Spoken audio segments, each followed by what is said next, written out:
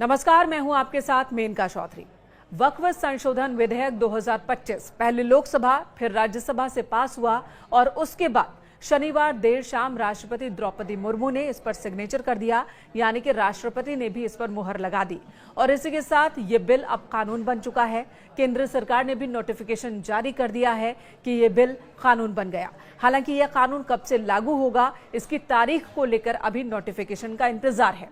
इन सबके बीच बड़ा सवाल यह है कि क्या सुप्रीम कोर्ट इन बदलावों को खारिज कर देगा? क्या सुप्रीम कोर्ट की ओर से वक्फ संशोधन विधेयक 2025 जो कि पारित हुआ संसद से, उसे पलट दिया जाएगा? ये बड़ा सवाल इसलिए उठ रहा है क्योंकि मामला अब सुप्रीम कोर्ट में है। अब तक 3 याचिकाएं सुप्रीम कोर्ट में लगाई जा चुकी हैं। वक्फ कानून के मद्देनजर कांग्रेस के सांसद मोहम्मद जावेद ने, AIMIM के सांसद असदुद्दीन ओवैसी ने और आम आदमी पार्टी के विधायक अमानतुल्लाह खान ने सुप्रीम कोर्ट में याचिकाएं दाखिल की हैं और यही आरोप लगाए गए हैं कि इस नए कानून से मुसलमान समाज के मौलिक अधिकारों का हनन होता है और इस कानून को रद्द कर दिया जाना चाहिए। AIMIM के चीफ असदुद्दीन ओवैसी बार बार कह रहे हैं कि संविधान ने आर्टिकल 14, 25, 26 के तहत जो अधिकार दिए हैं, भारत के सभी नागरिकों को उन अधिकारों का हनन हो रहा है, मुस्लिम समाज के अधिकारों का हनन हो रहा है और ऐसे में ये कानून सही नहीं है। अब सुप्रीम कोर्ट इन याचिकाओं को देखेगी, अदालत ये फैसला लेगी कि इन याचिकाओं को सुनवाई योग्य माना जाए या नहीं, और सुनवाई योग्य मान लेती है, अदालत की ओर से मान लिया जाता है कि इस पर सुनवाई होगी, उसके बाद ये तय होगा, बहस होगी कि वाकई इन कानूनों से मौलिक अधिकारों का हनन हो रहा है या नहीं। इस तरह के मामले पहले भी अदालत में आ चुके हैं और अलग अलग मामलों में अलग अलग सालों में ये बात सामने आई है कि संसद मौलिक अधिकारों को बदल सकती है या नहीं बदल सकती है।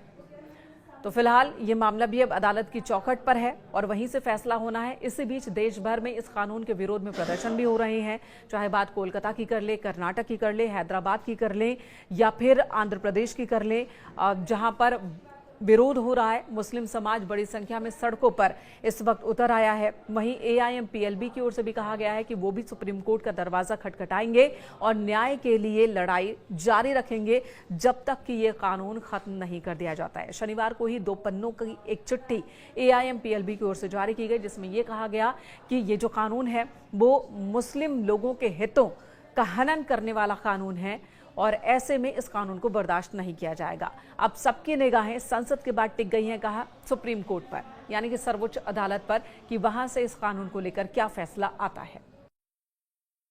का मकसद सिर्फ मुसलमानों को जलील और रुस्वा करना है, मुसलमानों को दूसरे दर्जे का शहरी बनाने का इनका मकसद है।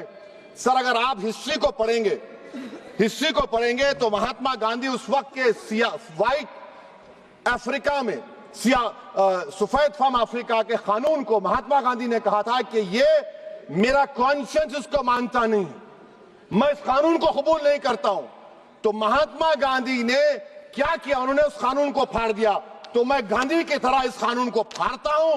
ये अनकॉन्स्टिट्यूशनल है सर। इस देश में झगड़े पैदा करने का काम बीजेपी करना चाहती है मस्जिद और मंदिर के नाम पर, इसीलिए मैं इसका कंडेम करता हूं और मैं आपसे गुजारिश करता हूं कि मैंने अपने 10 अमेंडमेंट दी है, आप इसको कबूल करिए सर, मुझे बोलने का मौका दीजिए और उस पर डिवीजन का मैं डिमांड भी करूंगा। Thank you sir.